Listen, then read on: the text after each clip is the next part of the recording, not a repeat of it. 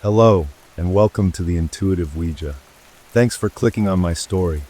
Before we begin, drop your city or country in the comments. I'm curious where in the world you're listening from. The Ouija board told me I'd never have children. It was right. The memory of that night is etched into me. Not like a scar, but like a brand. A searing mark of a before and an after. And it all started with a laugh. A casual suggestion on a rain-lashed Friday evening that felt like any other. The kind of comfortable, worn-in night that forms the bedrock of a marriage. Or so I had thought, with the four of us, me, my husband Mark, and our friends Sarah and Ben, crammed around our dining table. The remains of a pasta carbonara and a few bottles of red wine. Between us, the conversation meandering from work gossip to politics to, inevitably, the gentle, aching topic that always lingered beneath the surface of my life. The question of babies, a topic Mark would deftly steer away from with a practiced hand. A squeeze of my knee under the table. A comment about how we were enjoying our freedom, our spontaneity, which in hindsight feels less like protection and more like a carefully constructed diversion, a magician's misdirection. And it was Sarah, tipsy and nostalgic, who said she'd found her old Ouija board while clearing out her parents' attic and had brought it along for a laugh. And we all agreed, chuckling, what a hokey, silly idea, a perfect way to cap off the night. And Mark, my sweet, supportive Mark, even helped me clear the table, his fingers brushing against mine with a familiarity that now feels like a lie rehearsed 10,000 times. And he said, "This'll be fun, babe." His voice a warm rumble that used to be my anchor, and now is just a sound I can't unhear. And we dimmed the lights, lit a few candles whose flames shuddered in the draft from the old window frame. And the board itself was cheap cardboard, the letters and numbers faded, the sun and moon illustrations in the corners looking naive and faintly sinister in the flickering light. And we placed our fingers lightly on the plastic planchette, its surface cool and smooth under my fingertips. And we started with the stupid, giggly questions everyone asks. Is there a spirit here? What's your name? Did you die here? And the planchette moved in lazy circles, a collective, subconscious push we all attributed to each other, until my turn came, and the air in the room shifted, grew still and heavy, the playful mood evaporating, as if someone had opened a door to a cold, empty place. And I heard my own voice, small and hopeful and terrified, ask the question that had defined my existence for the past 5 years, the question that had cost us thousands in fertility tests and acupuncture and herbal supplements, the question that had me charting my temperature every morning and crying in pharmacy aisles staring at boxes of pregnancy tests. Will I ever have a baby? And for a moment, nothing, just the sound of the rain against the window pane and the low hum of the refrigerator from the kitchen.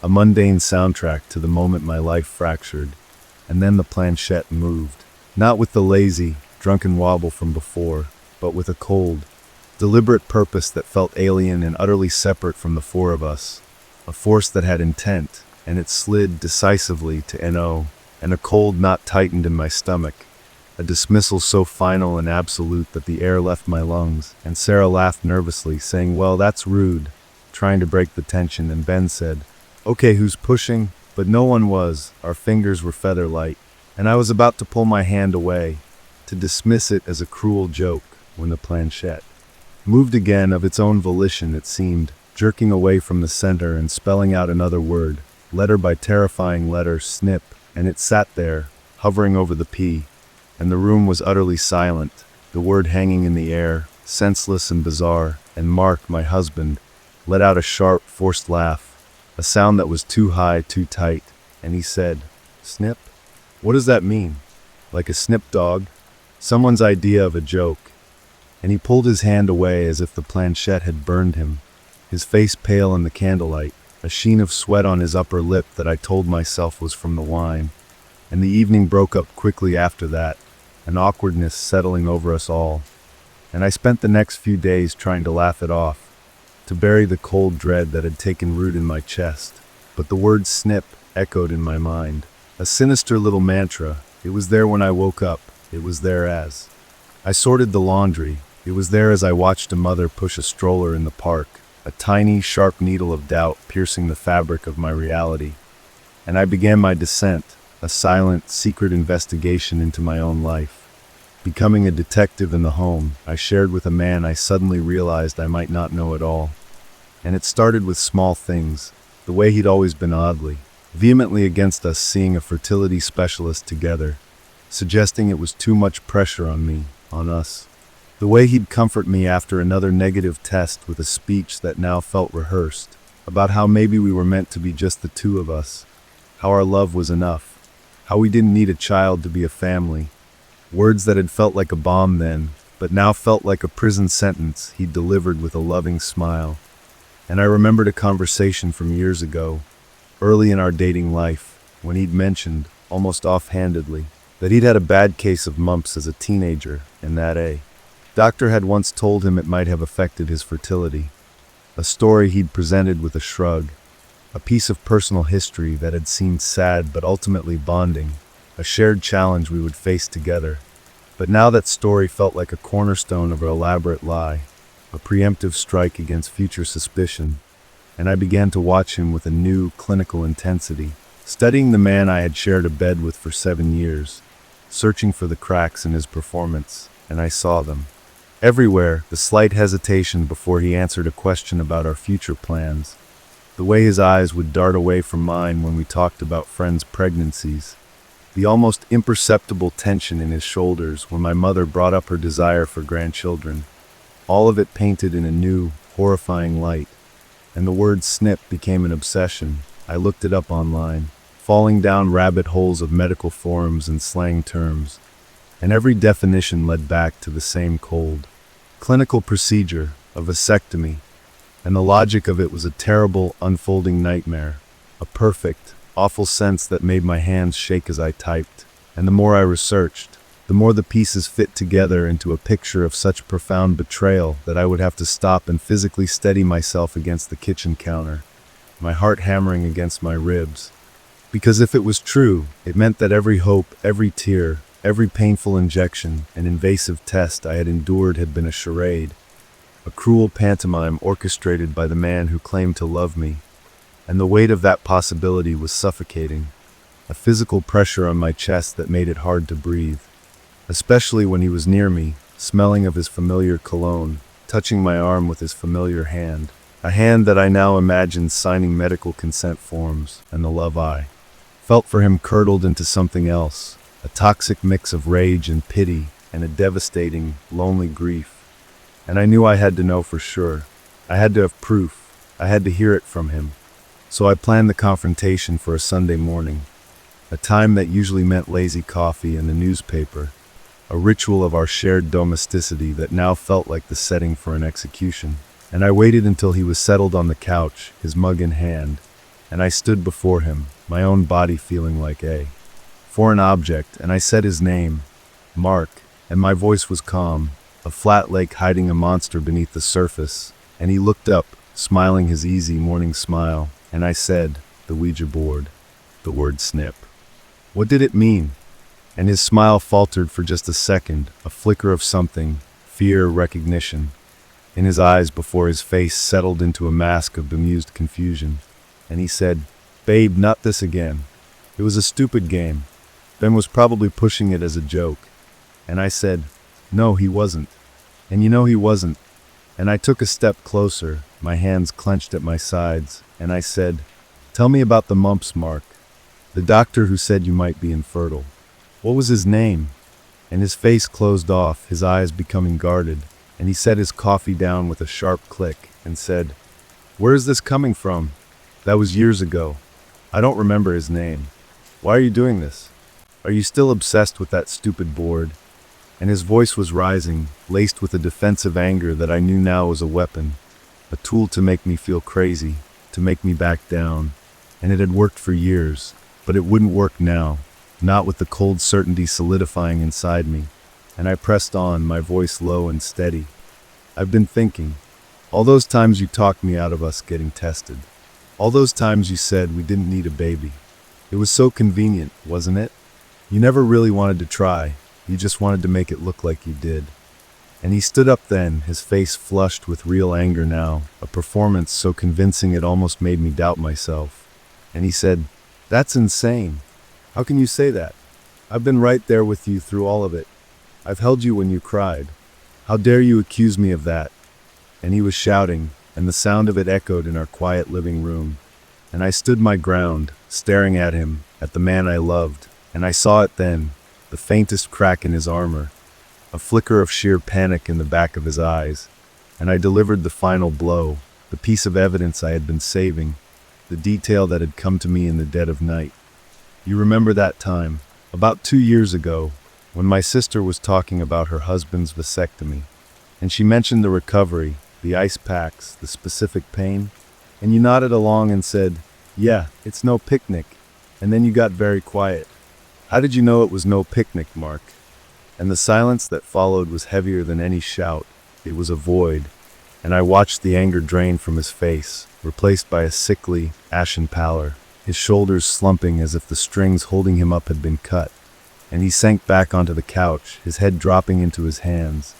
And he didn't speak for a long time, and I didn't either. I just stood there, watching the confession happen in the collapse of his posture, in the tremor of his hands. And when he finally looked up, his eyes were red-rimmed and full of a shame so profound it was almost pitiable. And he said, his voice a broken whisper, I didn't know how to tell you." And those 6 words were the confirmation, the final, devastating truth. And the world tilted on its axis, the room swimming around me. And I had to grasp the back of a chair to stay upright, my knees buckling. And he began to talk, the words tumbling out in a rushed, desperate confession. How he'd had it done in his early 20s. A decision made with a previous long-term girlfriend who never wanted kids. A decision he'd never bothered to reverse. How when he met me and fell in love with me, he was too ashamed, too terrified of losing me to tell me the truth. So he constructed the lie about the mumps. A lie he thought would explain our future inability to conceive. A lie he thought would protect us both. And he said he'd planned to tell me so many times. But the right moment never came, and then the years piled up, and the lie became a mountain he couldn't climb, and he just kept hoping, praying that by some miracle it would somehow work anyway, that he could be proved wrong, that his betrayal wouldn't have to be revealed. And he was crying now, deep, ragged sobs, saying, I'm so sorry, I thought I was protecting you. I thought I was saving you from the disappointment." And I listened to it all, this pathetic, cowardly justification, and I felt nothing, a vast, hollow numbness spreading through me, because the man sobbing on the couch wasn't my husband anymore. He was a stranger who had stolen 5 years of my life, who had let me blame my own body, who had watched me pour my grief and hope and desperation into a dream he had knowingly, deliberately destroyed before it even began. And when he finished, the only sound was his ragged breathing, and I turned without a word and walked out of the room, my movements slow and mechanical. And I went to his office, the small room where he paid the bills and stored his files, and I began to search, my hands moving with a cold, determined purpose I didn't recognize, pulling out drawers, opening filing cabinets, my heart a dull thud in my ears. And I found it tucked away in the very back of a drawer, beneath old tax returns and insurance documents, a simple, folded piece of paper from a urology clinic, dated 7 years ago, 2 years before we even met. And I unfolded it, the paper crisp and cold in my hands, and I read the words, the clinical, dispassionate language that detailed the successful vasectomy procedure performed on Mark, the post-operative. Instructions, the confirmation that the patient was rendered permanently sterile, and I stood there in the silent, sunlit room, holding the physical proof of my ended marriage, of my murdered future, and the horror of it was not in a ghostly whisper from a board game, but in the stark, black and white reality of that document, in the signature at the bottom, his familiar, looping scrawl that had signed birthday cards and love notes, now signing away my chance at motherhood. And I didn't cry, I didn't scream, I just stood there, the numbness complete, the truth a solid, lead weight in my soul. And I knew then that the Ouija board hadn't summoned a spirit. It had simply given form to the secret that had already been living in our house, a ghost of his making. A lie so vast it had its own gravity, and it had pulled the truth out of the shadows, and in the days and weeks that followed, a suffocating silence descended upon our home. A silence filled with the ghost of the children we would never have, the future that was now ash, and we moved through the rooms like polite strangers. The love that had once felt like a sanctuary now felt like a tomb, and every glance, every word, was filtered through the knowledge of his betrayal, and the man I had loved was gone, replaced by this coward who had built our life on a foundation of sand. And the true terror was not in a single moment of revelation, but in the endless, daily realization of the loss, in the sight of a pregnant woman, in the sound of a child's laughter, in the empty spare room that would never be a nursery, a constant, aching reminder of the life that had been stolen from me, not by fate, but by the man who had promised to love and protect me. And the Ouija board was just a piece of cardboard, a cheap toy, but it was the key that unlocked the door to a horror far more real and more devastating than any ghost story. The horror of trust obliterated, of a shared history rewritten as a lie, of a love story that was actually a tragedy. And I understand now that the planchette didn't move by a spirit's hand, but by the collective weight of his guilt and my subconscious suspicion. A truth so awful my conscious mind couldn't entertain it, but my fingers, resting on that plastic pointer, could somehow find its way to, guided by an intuition that knew, that had always known, that the emptiness inside me wasn't my fault, but his, and my husband's secret vasectomy ended our marriage before the board ever spelled it out. And now the silence in our house is a physical presence, a third occupant that follows me from room to room, its breath cold on the back of my neck, a constant companion to my grief. And I move through the motions of my life like a ghost myself, a specter haunting the ruins of my own future. And Mark tries, God how he tries, with his choked apologies in the morning and his desperate offers of couples counseling in the evening, his voice a hollow echo in the vast, empty space his lie has created. Between us, but every word he speaks is just a reminder of all the words he didn't say. The 5 years of conversations that were built on a foundation of quicksand. And I cannot look at him without seeing the paperwork, without hearing the cold, clinical term, permanently sterile, which translates in my heart to permanently broken. And the anger comes in waves, hot and blinding, when I'm scrubbing a pot in the sink, and I remember the Christmas his mother gave me a tiny, hand-knitted baby sock, a hopeful, tender gesture that made me cry with happy anticipation. And he held me that night and told me it would happen for us, his voice thick with an emotion I now recognize as pure, unadulterated terror.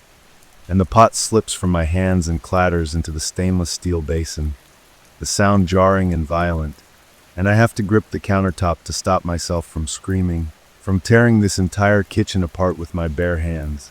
And other times the sadness is so heavy I can't get out of bed. I just lie there and stare at the ceiling, tracing the faint crack that runs across it like a vein, thinking about all the mornings I woke up in this very bed filled with a hopefulness that he knowingly, deliberately murdered day after day after day.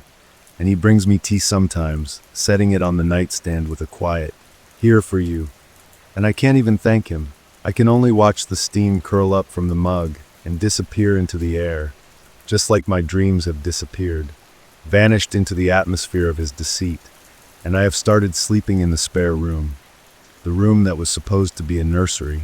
And the irony of this is a bitter pill I choke on every night, lying on the single bed under a window that looks out onto the street, watching the headlights of cars sweep across the walls, each one a fleeting glimpse of someone else's life, someone else's journey, moving forward while I am trapped here, frozen in this moment of catastrophic revelation. And I can hear him at night sometimes, pacing in the hallway outside the door, his footsteps a soft, shuffling rhythm of guilt and regret. And I think about opening the door, I think about saying something, but what is left to say? The words have all been burned up in the fire of his betrayal, leaving only ashes in my mouth. And my friends call, Sarah especially, her voice laced with a concern that is both genuine and deeply curious. And I can tell she wants to know what happened that night after they left, if the silly game opened some strange door in our marriage. And I want to tell her, I want to scream it into the phone. My husband is sterile, he knew it all along, he let me believe it was my fault. But the shame is too great, the humiliation too complete. So I tell her we're just going through a rough patch. The pressure of trying for a baby is getting to us, and I hate myself for protecting him, for perpetuating the very same lie that has destroyed me, but the truth is too ugly. To say out loud, it feels like it would dirty the air. It would make everything real in a way I'm still not ready to face. And instead, I spend my days alone in the house while he's at work, and I have become an archaeologist of my own misery, digging through photo albums and old birthday cards, searching for evidence of the lie in our shared history, looking for the moment I should have known, and I find it everywhere, in a picture from our vacation in Hawaii where his smile doesn't quite reach his eyes when I joke about needing a bigger family cabana one day, in the card he gave me on my 30th birthday where he wrote, "To a future filled with just us," which I had thought was romantic but now feels like a chilling prophecy he was working to fulfill. And the pain of these rediscoveries is a fresh wound every time, a new layer of the betrayal revealed.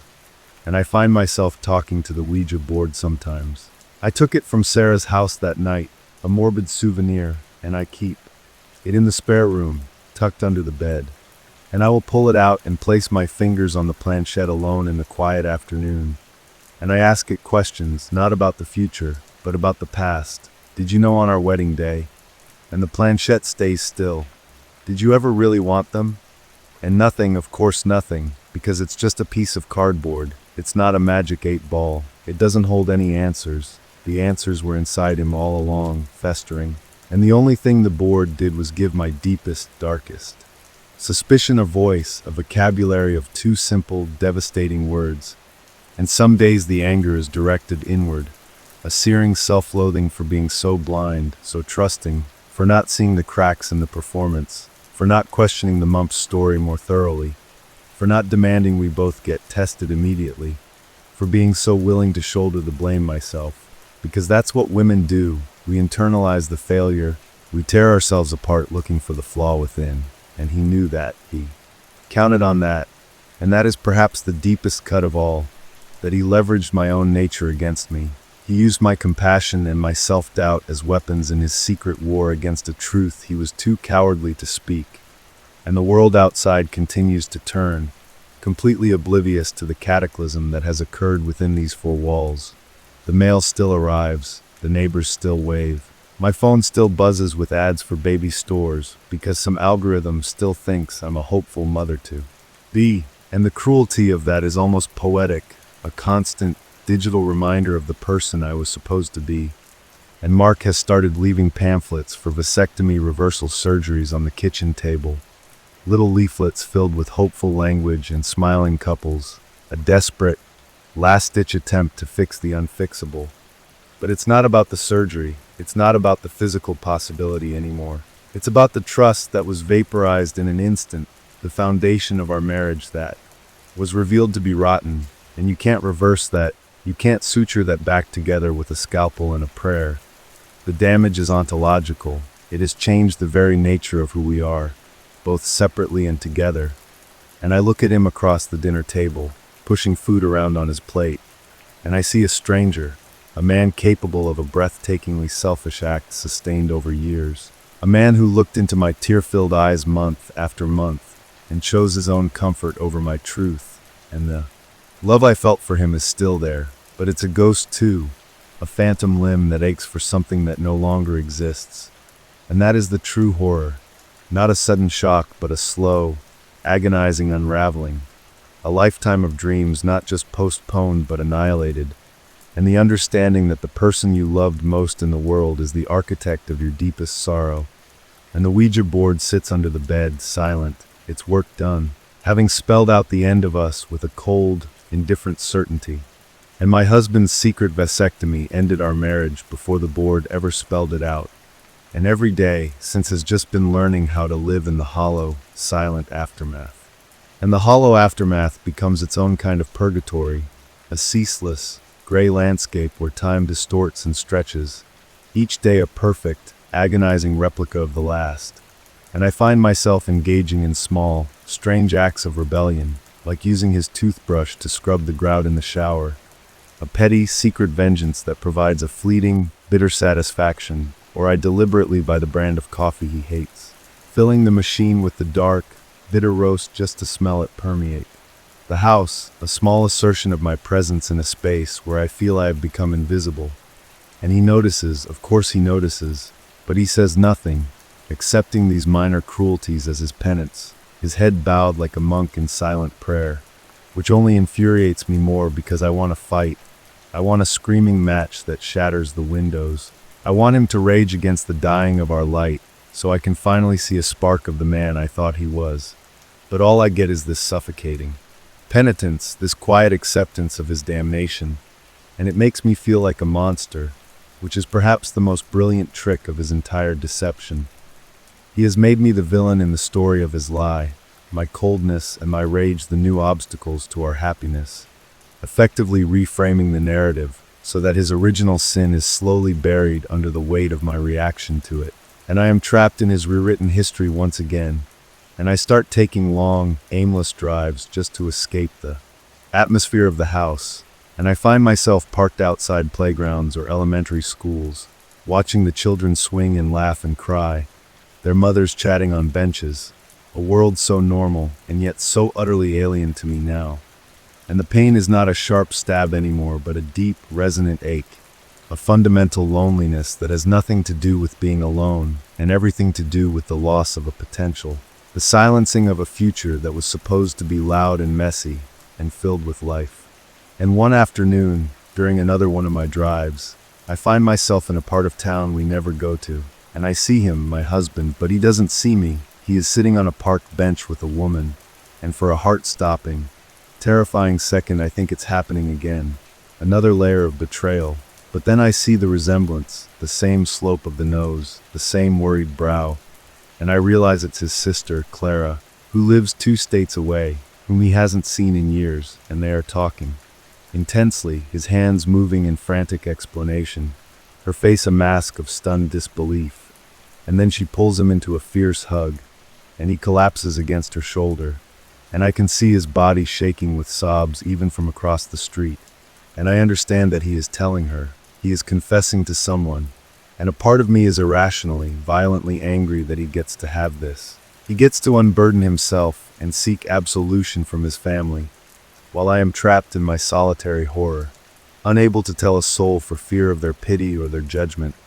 And I watch them for a long time, this private moment of his grief, and I feel like the ghost again, the outsider looking in on a life I was once central to. And I drive away before they can see me, my hands trembling on the steering wheel. And when I get home, the house is empty, and I go straight to his office, to the filing cabinet, and I take the medical form. And I don't hide it, I leave it sitting squarely in the center of his desk. A direct challenge, a silent scream that says, I know your secret, and I know you're telling your secrets, and this is still here, this is still real. And that night, he comes home and goes straight to his office, and I hear the sharp intake of breath, the rustle of paper, and he walks into the living room where I am pretending to read a book, and he holds the form in his hand, his knuckles white, and he says, Why did you do this? And his voice is raw, and I look up from my book, and I say, my voice colder than I ever thought possible, I wanted to make sure you hadn't convinced yourself it was a dream. And he flinches as if I've struck him, and he says, Clara says I have to give you space, that I have to let you process this. And I laugh, a short, harsh sound that has no humor in it. Process this? Mark, I'm not processing a difficult conversation. I am excavating my life from the crater of your lie. There's no processing, there's only sorting through the rubble. And he sinks into the chair opposite me, the paper crumpling in his hand, and he whispers, What can I do? Just tell me what to do. I'll do anything. And I look at him, really look at him, at the deep lines of despair etched around his eyes, at the profound sadness that seems to radiate from him, and I feel a terrifying moment of clarity, and I say, You can look me in the eye and tell me the real reason. Not the excuse about protecting me, not the cowardice of being afraid to lose me. The real reason you never told me. The reason you decided my grief was preferable to your discomfort. And he goes very still, and the silence stretches out, filled with the ticking of the clock on the mantel, a sound that seems to measure out the last moments of whatever is left between us. And he finally looks up, and his eyes are clear for the first time since this began, stripped of all pretense and performance. And he says, "Because I was selfish. Because I wanted you, and I knew that telling you the truth meant I might not get you. And once I had you, I was happy. I was so happy with you. And I was terrified that the truth would break what we had. It was pure, stupid, selfish cowardice. There's no better reason. I chose my happiness over your truth. Every single day I chose it. And there it is, the unvarnished, ugly core of it. And in a strange way, it's the first honest thing he said to me in 7 years. And it's the thing that finally breaks me, because it's so human, so pathetic, so utterly devoid of the malice I wanted to assign to him. And the tears come then, not hot tears of anger, but cold, quiet tears of absolute, final loss. Because the monster wasn't a monster after all. He was just a weak, frightened man, and I can't fight. That I can't rage against a flaw so profoundly ordinary. And I understand that our marriage is not just over. It was never really what I thought it was. It was built on the shaky ground of his fear. And my dream of a family died not in a doctor's office or on a Ouija board, but in the moment he decided his secret was more important than my future. And I get up from the chair, and I walk to the spare room, and I close the door. And I know that tomorrow I will start making phone calls to lawyers, to realtors, to my mother, to finally speak the truth out loud.